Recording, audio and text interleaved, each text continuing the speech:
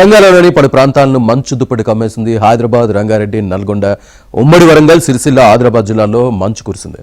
ఒకవైపు తీవ్రమైన చలి, మరోవైపు పొగమంచుతో జనం వణికిపోతున్నారు. ఇక పొగమంచు కారణంగా వాహనదారులైతే తీవ్ర ఇబ్బందులు పడుతున్నారు.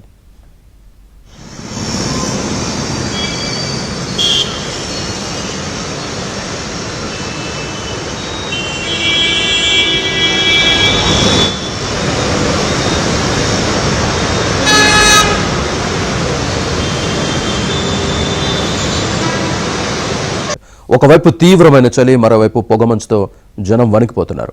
ఇక పొగమంచు కారణంగా వాహనదారులైతే తీవ్ర ఇబ్బందులు పడుతున్నారు.